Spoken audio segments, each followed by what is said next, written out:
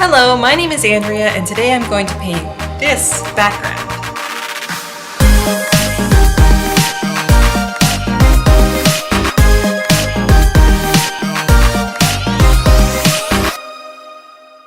In my last video, I designed this background, and now it's time to slop on some color.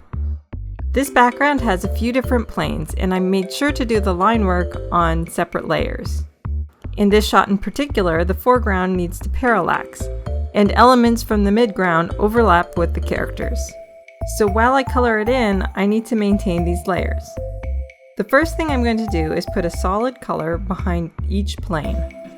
I'm also adding a layer in the distant background. In most cases, this would be the sky layer, but here it's more like undefined forest. I want to thank me from the previous video for blocking in the middle ground and foreground for me, because it makes my life a lot easier. I just need to change the color. Right off the bat, I'm making sure to choose colors for each plane that creates depth. Dark in the foreground and lighter in the background. I'm also creating a shift from a more blue-green to a yellow-green. I'm going to use these colors as a sort of middle tone for each plane. Once I have each plane, I start blocking all the smaller shapes in, namely anything with an outline. And I actually do this all on the same layer. I just make sure that I am working aliased. That is, when you can see hard pixels when you zoom in. To do this, you have to change the brush to pencil, change the mode of your eraser to pencil, and make sure all your selection tools have the anti-aliased box unchecked. I really wish it was just one button. That would be really nice. One thing I like to do when picking colors is to eyedrop an existing color and then change it. When we read colors, we do so comparatively, not absolutely. If you eyedrop one color and change it, you will see the original color here where it says current, and you can change the color above it where it says new to be the color you want. This is especially handy for subtle differences, like when you want something to be slightly lighter or darker. If you want to shift the color, you can shift towards the two neighboring colors, or if you want to shift across the color wheel, you just take down the saturation. If color theory really isn't your strong point, you can just grab the strong version of the color that you want to change it to and fill it at a low opacity. Or select the section you want to change and do a color adjustment. There are a bunch of different color adjusting tools. Try them out and see which ones make sense to you and get you to the right color. But the main thing is that you can easily adjust these colors. This method of working is highly flexible. If ever you decide you don't like a color, you can just select it and change it. And there's no confusion with a million layers. As I move on to the middle ground, I want to make sure it is darker and higher contrast. Even in smaller spaces, it's good to create atmospheric perspective, so your art has depth. It's like a haze that reduces contrast, lightens, and tints more and more towards the background. Typically, a natural haze is a bluish purple color, but I made mine yellow because I'm a rebel, I guess. It's fun to experiment and try different things. I quickly do the foreground and the forest is blocked in. At this point, it's a good idea to take a step back, or look at a small thumbnail, or blur your eyes or something. Is there anything that blurs together that shouldn't? This grass could be a lighter color, and I could lighten the background layer slightly. There, I'm happy with those colors. Moving on. I'm going to paint on this background layer and add some foliage. There are more trees and bushes and stuff back there, you just can't see them very well. Now I know this is looking very flat, so let's add some shadows. I'm going to duplicate my paint layer and adjust it to make it a shadow color. I like to make it both cooler in tone and darker. I find using exposure is pretty handy, but there are many tools in Photoshop, so do whatever you like best. Now if you hold Alt for PC or Option for Mac, while clicking on the mask button, it will mask out this layer that I put my shadow colors on. Then if you make sure you have the masks selected, you can select any of your fill colors and paint in the mask where you want your shadow color to be visible. Painting in white will make it completely visible and black invisible. Every shade of gray in between is some amount of translucent. If you don't like any shadow color in particular, for instance, I don't like how green this log is looking, you can just click on the paint part of the layer, select and adjust it. Just make sure to click back into the mask to continue painting the shadows. For the shadows, you can use texture brushes. And you can even eyedrop the shades of gray in the mask. It won't pick up the actual color you see.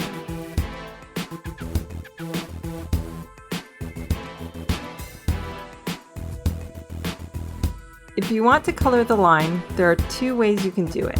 You can click this button up here and lock the transparency in the line layer, or you can make a clipping mask over the line by holding Alt or Option and clicking on the line between the layers. Personally, I like using the clipping mask because I like to be able to select the color and adjust it rather than painting over it all the time. I think it's important to paint in a way that encourages you to take risks and play. Attempt something a little bit out there, and if it doesn't work, it should be easy to fix. Now, painting the line is a bit harder if you did it by hand on paper, or if you got line work that is merged to a white background. A lot of people will just set that layer to multiply and call it a day, but if you want to paint the line, you have to remove the white. And here's how you do it. First, make sure the background is all the way white. No slight color or paper texture. I find using levels is handy to make those corrections. Now, if you've already painted behind it, that's okay. Just turn all those layers off and make sure that the only thing visible is the drawing on a white background. Then go to your Channels tab and press Ctrl for PC or Command for Mac and click on the channel layer. If it's black and white, all the channels will be the same. Now the white is selected, and if you invert your selection and create a new layer, you can fill the layer with black. Now your line work is on that layer, saw white, and you can color it to your heart's desire. It captures all the gray tones as well in transparency, so if you have a scratchy line or a texture to it, it will translate perfectly. Back to painting. I'm just adding some spotty leaves in the background and adjusting some colors. Adding some faint tree trunks back there. I want to add a little bit more texture, so with a new layer I'm setting it to overlay and just shifting the colors until I like the color it produces. And I'll mask it out and paint some texture in.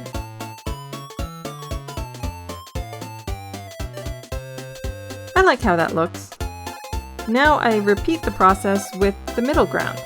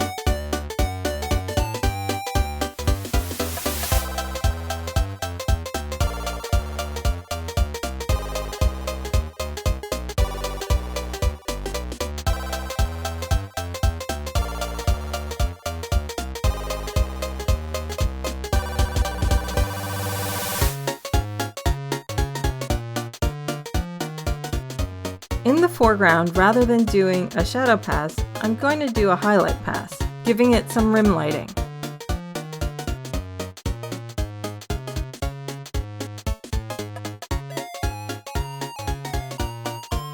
I also create a slight vignette. To keep it simple for compositing, I make sure to apply the vignette separately for the foreground, middle ground, and background. Now, I can call this just about done, but I had an idea for something neat I'd like to try. You know how in forests there are often little patches of light that shine through the canopy of leaves? They dance with the wind and make it look magical. I thought of a way to get that effect. Let's give it a shot. The current version will be the shaded one, and I'll make sure to export a PNG of the foreground, middle ground, and background separately. Now, for anywhere I want it to be possible for the light patches to go, I'm going to lighten those areas, namely the ground and the top of the log, maybe the bushes and some other places. But I'm not lightening the whole thing. I don't want it to look like light patches are going in the shadows. That would look weird.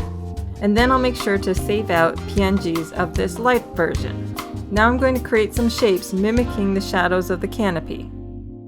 The color doesn't matter, so I'll do orange. And make some blobs here and there and everywhere. And then in a new layer, I'll make more. These ones can be pink. Lots of blobs. And I'll save each of these as PNGs. Now in After Effects, I create a new composition. Make sure it's 1920 by 1080 pixels or 1080p. That's the size of high definition television. Plop in all my PNGs, resize them to fit, and reorganize them so that the foreground is on top and the background is on the bottom.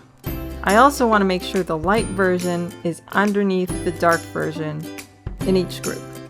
Now I'm going to bring in my orange and pink blobs, scale them down, and with both selected, I'm going to pre-compose. I'll name it Shadow. Now in the effects panel, I'm going to go into Channel and grab Set Matte and drag onto my normal middle ground and my normal background. I'm going to just throw this pink and orange shadow thing underneath everything because that's obviously not what we want to look at. Now in my Set Matte effect, under Take Matte from Layer, I select my shadow layer and it's automatically set to alpha channel. You could just as easily use it on the light layer, but you would have to turn the invert mask on. Now I'm just doing the same thing for my background, and now you can see where I was going with this. We have some light splotches, but I'm not done. Let's make the move. I double click on my shadow pre-composition, and I'm just going to make it a bit bigger because the shot needs to pan. Now in the timeline, I'm just going to move these layers of blobs around so they overlap in different ways, leaving different holes for the light to shine through. I play around with it, testing it until I like the overall effect. Now I'm just going to finish it off with that pan and have the foreground parallax by moving further in the same distance. And here's the end result. I hope you enjoyed this video. Feel free to leave a comment or hit that like button. And make sure to check out some of my other videos. I'll be making new videos, so make sure to subscribe. Thanks so much for watching, and I'll see you in the next one. Bye!